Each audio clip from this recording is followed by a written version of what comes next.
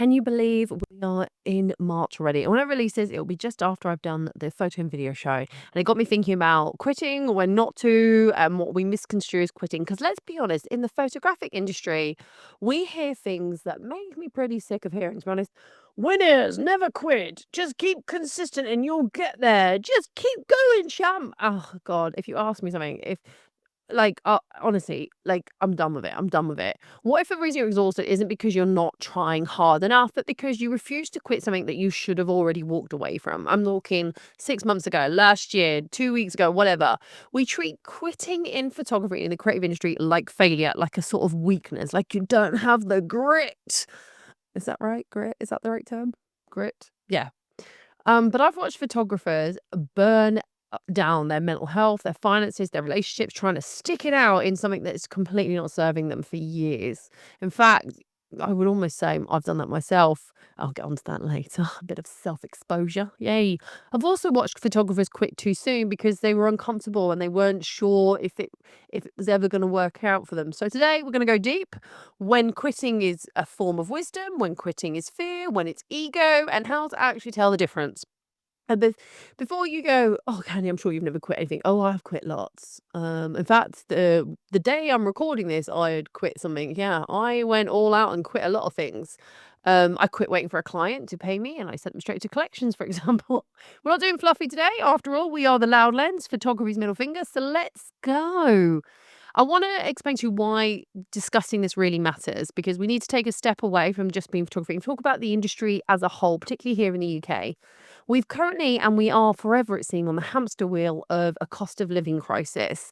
Clients have become more cautious. We're aware that markets are saturating. And I think around this time of year, definitely, because people suddenly, after Christmas, they have a few goes at of the camera they got, and then they start doing a few shoots, and then suddenly they want to start a business, and it's right before the financial year, and yay, they do it.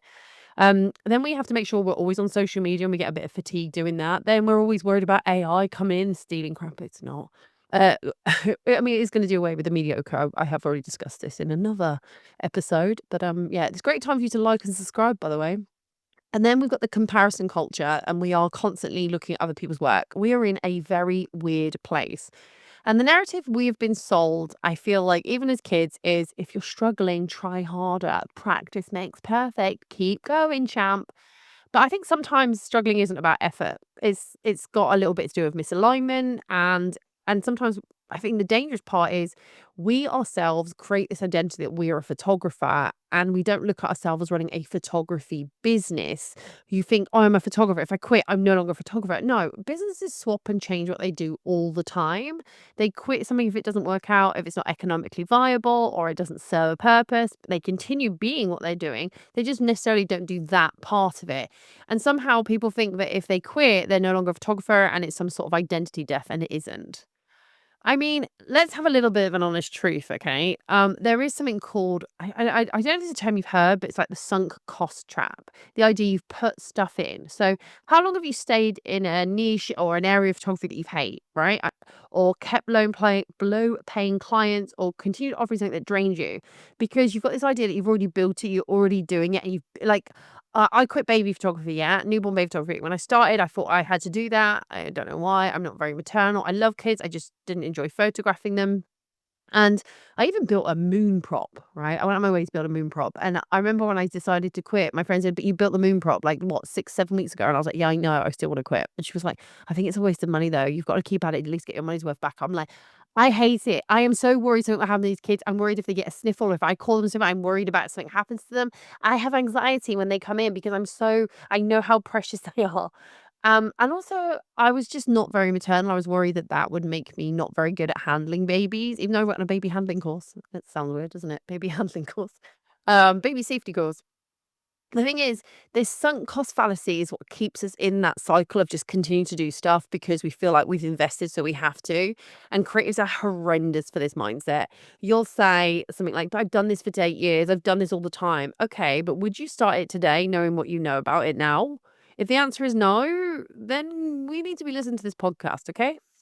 I I quit volunteering for somewhere where I felt like I was constantly being asked at the drop of a hat to go off to these places in London and Birmingham. to help out, and then I would arrive and they'd keep me waiting there for half an hour. Then we'd do what I was doing, and then I couldn't get them to validate my parking, and it just got to the point where I was actually spending money to volunteer beyond. And every time I went to put my expenses in, they would argue the expenses. Oh, but they should have validated the parking. Yes, but they didn't want to. Oh, but we don't pay for that. I'm sorry, somebody has to. And I was like, I'm tired of like having to argue £12 for parking. Like I don't it just got to the point where I was done, absolutely done. And I remember there was a time I was mentoring for a company, for it's like a charity-based company, and they all got paid in the office, please don't understand. The charity was that they would take people from I think it was from the job centre or places like that, who were coming back into work and trying to get them experience. And I think that's a great idea because people need real work experience, especially if they've been out of work for a long time, ease them back into it. And the deal was that I would have them for 4 days, total days over a course of time. I would be paid expenses and a small fee for my time. I was like, "Yeah, yeah, no worries." So I signed up. I really enjoyed it. I did the first one, it was great. Went on to do the second one, and they said to me, "Same as before, except now, we're not gonna give you any expenses and we're not gonna pay you a fee." And I was like, "So what?" And they're like, "Yeah, yeah, we've decided that we're not gonna pay for people to have placements anymore. We think people should volunteer." And I was like, "Hang on a minute, you're all getting paid. You're asking the only reason you even are able to have this money is because people like me offer these opportunities. You should be paying us something." And they were like, "No, we're not gonna do it." And I just said, "Right, well, I'm gonna have to withdraw because it's not viable for me. I'd be wasting loads of money." And I know you're gonna say to me, "But Candy, you're helping people out." Yes, yes, I am. But the deal was also that I would have so I wouldn't be out of pocket for it. I'd be out of time, but financially not out of pocket, right? And they changed the goalposts. They moved them, not me. And they were like, "Okay, we'll just tell the person that you don't want to go forward with them on this." And I was like, "No, tell them you changed the rules and now I don't want to play by them." And they're like, "We're just going to tell them that you don't want to have them at your studio anymore." And I was like, "That is not what I said." Turns out they went on to tell that to that person. They reached out to me and I explained that is not the situation. It was more this. And they were like, "Yeah, we heard. We've now nobody's getting positions." I was like, "I'm really sorry, but, if it started off as unpaid, then I would have looked at it, but you can't go from paid to unpaid and expect me to be okay with it." And they completely got it. I run a business, okay? I am not a charity. You don't get to choose how I volunteer my time. And if you know anything about me, I volunteer already quite a lot unpaid work as it is. So, I know that people are going to whinge at me about that, but I stand by it. I'm very deliberate in what I do now. I'm very deliberate in what I choose to do. And for me, that's made me think that quitting sometimes just be a bit smart about it. So quitting when it's financially irrational is something that we as creatives definitely need to get a handle on. If something costs you more than it brings in, that's a problem. If it takes time from profitable work, that's a problem. If it keeps you busy but you're not getting paid, that's a problem. It is not passion, it's self-sabotage disguised as dedication. The problem is the government have told us we have to run our businesses at a profit or aim to make a profit. If we are constantly taking on work that doesn't do that, that does not look good for us. And there's a difference between building something up slowly and bleeding money for your ego. Make the decision and think very carefully about what you're doing. Does it cost you? Is it effective? Another one is quitting when it's eroding your confidence. And this one's a little uncomfortable. So I will say there are people who stay in a type of photography even when they feel like they're not good enough and they're constantly comparing themselves to people out there and they actually feel dread when it comes to sessions. So I have a friend who who did weddings and absolutely hated it because she hated the dynamic, she hated the long hours. And she was just like, "I don't want to do weddings, but I like the excitement of it, but I don't want to do weddings." So she moved into event photography and she does, she's not working huge events, she does all the event. And from that, she was able to develop a headshot business for those people at that same event. So it's managed to build herself up. But she said, "Had I not quit weddings, I wouldn't be where I am." And she's actually earning a lot more money and has a better life balance. So I think we really do need to think about what we're doing and if it works for us, because sometimes it won't work. You have to be really careful. Confidence compounds you and then so does resentment. Like, we don't want to be stuck in this sticky situation where we are doing jobs that don't make us feel good and aren't making us happy. There's also a time where you need to quit to create space. Every time you say yes to something, you're also saying no to something else. So you might be saying yes to something that bores you or upsets you or causes you anxiety. But you're also saying no to something that might push you further or evolve your business, evolve you. Quitting creates oxygen, creates breathing space, and creatives definitely need that. Instead, we kind of suffocate under commitments or worries. And I think we need to really be careful about what we are continuing to do. Yeah. Yeah. That sounds really good. We need oxygen. Don't self-suffocate. We're not into that kinky stuff. Although you could be. I'm not here to kink shame. But it's fine. Oh, that took the podcast on a little diversion there, didn't it? We're back though. I also think quitting is a great sign of setting your boundaries. We talk about that a lot, and I think it's a big one for photographers to know. Saying no to exposure. If like it happens quite a lot. How do I say this without upsetting somebody? Okay, so I got a message a little while ago from somebody who has a business here in Northampton who said, "Hi, I had a photographer come into my studio and they did some stuff for free. The thing is, I don't like the pictures, but I like the idea of having photos. Would you be able to do them for me?" And I was like, "Yeah, here's my fee for that." And sent them my credit card. She went, "No, I was hoping you could do it for free because they did." And I was like, "No." They were like, I said, "No, I don't value my work based on others. My work is good and I charge for it. Anyone who gives their work away for free would be a red flag for me." And I know people are going mad at me. I think there is a red flag in that. What you're telling your client or you're telling this person is your work has so little value, you give it away, right? If you are a professional photographer, your work has value and you handing it to somebody for free tells them no. And you might think, "Oh, it's great marketing." Is it though? Because what happens when a business books you and then they find out you gave the free amount of work to somebody else? They will be like, "Can we have a discount because you give them free stuff? Why are we paying full price? Why are we not as special as them?" There is a problem there. It also tells your client that you deliberately have overpriced yourself because you gave it to them for free and now you're charging them X amount here. So what's the difference? What are we getting that's different? And it does make you look, I'll say, pretty amateur and a little silly. And I know it's a big thing on social media to do that, but from a business perspective, and even when I've spoken to, it's really weird. We have this discussion in a marketing group. So these are people who like their whole job is to work about marketing. And they said it's one of the silliest things you can do. You're telling your client there is no value to your work. Even though the pictures are cute, no value. That client will never purchase from you. Or it would be an extreme example if they had to. They wouldn't because you already done it for free. You've told them that it's not worth anything. That's why you don't charge. You can say, "I'm doing it out of the goodness of my heart." No, you did it for marketing. That's why you've recorded it and put it up. It's not out of the goodness of your heart. It was for your marketing. So don't bullshit people and people will see that.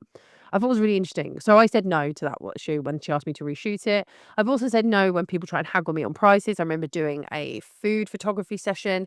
The customer was like, "Oh, I can give you some food to take home if you knock 50 quid. And I went, "I don't want to eat your food. I have spent all day with it. I don't want to eat it." And they were like, "Oh, okay.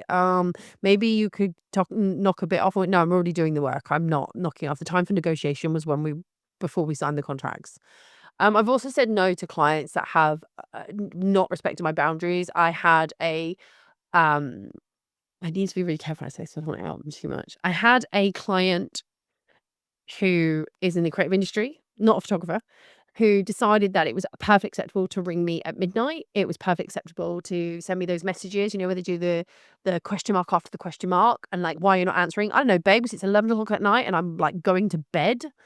I just said no to them. I don't want to work with them any going forward. I have no problems with that. I was just like, nah. I quitting access to me is one of the most powerful things I've done, I think. I'm not saying I don't want to speak to you. And then weirdly, there is this whole trait I'm now seeing on social media where people saying, autoresponders are really bad. They turn clients off from you. I'm like, they also respect your boundaries and say, "Hi, thank you so much. We'll get back to you in due course." I don't think there's any problem with that. Like literally, there is no problem with that. But again, um, people are trying to change how we do business. And I think my respecting my boundaries is more important than me responding to every single client the moment they message me. I reply promptly. I was always told if you reply too quickly, it makes you look desperate for the work. So yeah, I don't know. Ooh. I remember when I raised my prices, I didn't raise my price for the first 3 years I was in business and I raised them and people were like, "Can I not pay the old price?" I'm like, "No," because that was like 3 years at that price. I was making a loss every single year it happened because all the bills went up, but I didn't put anything up.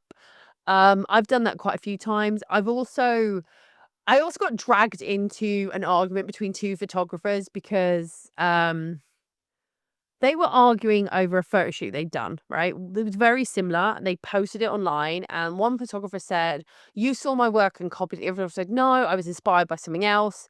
And they asked me, because I was friends with both of them, what I thought. I said, "There's nothing new under the sun, and your work is similar, but then you spend all your time together. Why wouldn't your work be similar?" And they were like, No, no, and got really angry. I said, "You know what? I'm walking away. I don't need a friendship like this." And I just kind of let them to fight it out. There's times when business wise, it's just not okay to engage and just walk away, which is rare for me because if you know me, I like to be feisty. But no, I walked away. I think also if you are that petty that you're pulling apart your mate's work and accusing them of copying you when you literally spend all your time together, you are going to be influenced by the people you spend time with. Like that's a thing. That's a thing that happens, and we need to understand that. Nah. I also think quitting is actually a can be avoidance. We do need to balance it out. I do need to say that. Sometimes quitting isn't wise. Sometimes it's sort of like we're worried about doing something, so we don't do it. We tell I'm not gonna do it. I don't want to try something. I'm not gonna try anything new. So we quit before we even try it. Um, and I think that also brings us on to when we quit because we're embarrassed. Like we don't want to go on social media and create reels because we find it embarrassing, yet we know we have to market and we're complaining we haven't got clients, but we know we have to market. And that means right now we need to be on reels or shorts, wherever, and we don't want to be on those, but we know that we need to market, we're in this vicious circle. So we quit, we don't want to do it, we don't want to sell, and then we don't want to be visible because it makes us feel vulnerable. I think if you quit every time you feel cringe, you will never grow and you will struggle to get clients as the today's buying technique and style has changed. Discomfort about what you're doing isn't necessarily always danger. I think you should be cautious and do what you feel comfortable with, but at the same time, you will not change if you keep doing the same thing. Okay. I also think quitting before anything's had time to bed in, I don't think 3 months is actually a good way to create data. A quiet quarter in the financial year isn't a collapse because have you actually tested things? Have you tried things out? Or have you just emotionally reacted to the fact that no one booked you that week?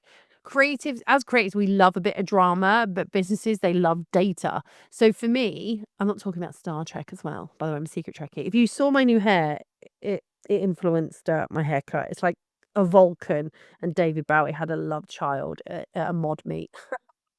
But creatives, we don't necessarily automatically have the best head for numbers and analytics. I do think you need to check things because, like I said, if you keep doing the same thing, you're going to get the same results, and you need to diversify and change. And 3 months is not enough to know a trend or to look at a trend. So yeah, I think we're too quick to quit. Too quick to quit times. God, that's a lot, isn't it? Jeez. I also think we quit before because we anticipate a form of rejection. So we didn't get shortlisted. That's it. I'm quitting. We didn't win the award. That's it. I'm quitting. We don't get booked. I'm quitting photography. We didn't get a feature. Well, that's it. I need to quit. Like it's kind of so annoying. I had a friend who was constantly quitting photography and coming back to it and quitting and coming back. And I love that they kept coming back. But equally, I was thinking their clients must friggin' hate them. The ping pong of are they a photographer this week or not a photographer? It's just ridiculous. Um, I just don't know. I kind of started to feel like, is are they struggling or do they like the ego boost when people go, "No, don't quit," and then, "Oh my god, you're back. Oh no, you quit." I was getting tired.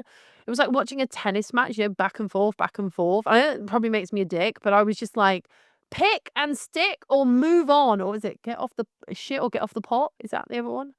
And I was like, is that just your ego? Like, is that all you're doing? I know. Be honest. I mean, that is an option. I also think people quit because they see somebody else is winning or doing what they want. Comparison can lead to impulsive quitting. You see someone else's success, you get a bit of the green eye monster, you feel left behind, so you decide you're not cut out for it. So you quit and you're like, no, I'm not doing this. So and so's got a hint, and I've been doing it longer than them, and I've done more than them, and I've got a better camera. And boring, right? Please understand you're not wrong sometimes if you think that. That is just insecurity talking, and we're all allowed to be a little insecure, all right? We're allowed. That is all that is, all right? I remember when I'm really gonna put myself out on this one. I remember when I was put forward for an award, and I didn't win, and I didn't have any expectations of winning, but the person who won, I do all their editing. And I was like, "Mm, I should just quit." And in the end, what I did was quit being their editor. And their work took a slippery slope down. I think they managed to find somebody now, but it cost them a lot more. Obviously, I should have valued my time more, but, it was really funny because every time they won something, they were like, "Oh my god, look how your pictures look." I was like, "Yeah, I made that happen. I polished that turd for them. That was me." But I can't tell anybody. But yeah, that happened quite a lot, and I was really annoyed. I was like, "We're in the same category, but obviously I'm gonna win." I don't know why, because I was like, "Well, like, he's out because I do all of his editing. There's no way." And he went up there like, "Oh my god." He went to thank his team, and he thanked everyone but me. I was like, "What? I do all your editing, all of it." I even cull your images. Oh, those are the old days. I don't do that now. Probably get AI to do that now. In fact, it probably can. It took a while for me to realize and it's okay to be a little bit insecure. I have moments. I definitely have moments where I am a gobby cow, and sometimes I wonder if that is the undoing of me. But then I remember I don't want to sit at tables that won't welcome me as I am. So it's okay. They can have their beige food with their beige outlook and their beige nonsense. I'm here to be vibrant and passionate and all that. And I'll happily sit at that table. At least we'll have a little bit more than just salt and pepper or something to eat with. Sorry. I was talking to a client today and she was like, she's a Nigerian and she brought me some food. She brought me some jollof fries and stuff. She's like, "I hear you like our food." And I was like, "Yeah, I do." And she's like, Mum, this guy, please understand if you don't know I'm white. I assume everyone knows I am, but I'm not. And I grew up on very much a multicultural food diet. And lots of my friends prepare food from their home countries and like I enjoy it. But, this client always thinks it's really funny because I was at her wedding and I went to the caterers to get the food that they told me to get, and the caterer was like, "I'm really sorry, I don't think we have any white friendly food." And I was like, "That's cool, I'll just have some of that and that." She's like, "It's really hot." And I was like, "I like it, it's fine." And they were, like, watching me eat it. It was really good food, actually. Nigerians know how to do good spicy food, but then so do the Nepalese, man. The Nepalese curry is fantastic. Do you know what? I like every country's food I've ever tasted. I just think our food in Britain is very comforting, but there's something really nice about all the different tastes. But my favorite food of choice is I haven't got a clue. I'm diverting quite heavily here. Anyway, let's go back. Um, I don't know whether the real question we need to ask ourselves is: Are you quitting to go away from it or forward? I feel like before you quit something, write down, are you quitting because you're scared, you feel shame, you feel a bit of discomfort, you're worried about criticism? Or are you quitting because you want a bit more peace of mind, you want to look after your profit margins, you want it to align more with what you do, or you're quitting so you can spend more time doing something else? Because one side is reactive and one side is strategic. They are the same action, but it's completely different energy, different beasts. And that distinction changes everything. And I mean, it really does. We don't want to go off and do trigger tricking, trigger quitting. The moment something goes out wrong, you're like, "That's it, I'm quitting." Don't be like that. Evolve beyond that. At least sit with it for 24 hours. Really like digest why you want to quit. Are you unhappy? Has something happened that's made you unhappy? Can that be alleviated? Can you talk about that with somebody? Um, or are you quitting because you know what? I want to quit doing weddings. 'Cause I want to spend more time on my event photography. I keep turning down bookings for that because I'm at weddings. That makes sense. That's a good strategic quit. Yeah. But quitting wedding photography because I had a really bad bride. That's it. I'm quitting. That's not enough, darling. That's not enough. Unless something really horrific happened, then by all means. But there are things we don't talk about. For every visible success you see around the world as photographers, there are dozens of us quietly pivoting. People leave wedding photography, newborn photography, get rid of their studios, they walk away from education, they stop doing brand deals, and we don't really talk about it. Instead, we celebrate the ones that stay, the ones that stick it out. But staying isn't automatically noble, and sometimes leaving is the real career push. That's the evolution of you. I think we need to recognize patterns when we can see what we're good at, but we don't like it in that area. So why not move into brand strategy or switching to maybe hybrid careers? I've seen a group of people moving to photographer and videographer or video content creator and photographer. People reducing their load so they can have a better quality of life. It's very normal to do these things. It's not quitting. It's preserving yourself. It's doing better. Okay.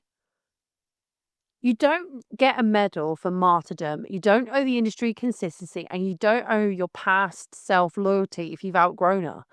But don't romanticize burning it down either. Not every hard season is a sign to walk away. Sometimes it's just growth stretching you. And so before you quit, I ask, have I properly tested this? Am I avoiding discomfort? Is this genuinely misaligned or am I having a grumpy day? If I stop tomorrow, would I feel a sense of relief or a regret? Because the answer is whatever you truly feel. So if you listen to this and you're on the brink, you're like, Khandie, I'm getting to the edge. I need to quit. I'm going to get rid of my camera. I'm going to throw it all in. Don't make that decision emotionally at midnight like I once did. Step back, check your numbers, look at your data, check your ego at the door, and just have a good night's sleep if you can. Okay. Because quitting can be powerful, but only when it's intentional. And I mean that. This has been The Loud Lens. I have been Khandie, and it's been a blinking pleasure. But I'm now going to quit this episode and go off into the yonder. Don't forget to like, subscribe, comment. I'd like to know what you quit or what you've kept doing despite all of that, and you wish you'd quit it sooner or whatever. But hopefully I'll see you at the photo and video show if you're listening to this then or after. It was great to meet you. I'm sure it was great to meet you. I'm sure you were great. But I will be back annoying your eardrums very soon. Don't forget to like, subscribe, as I said, and I'll catch you very soon.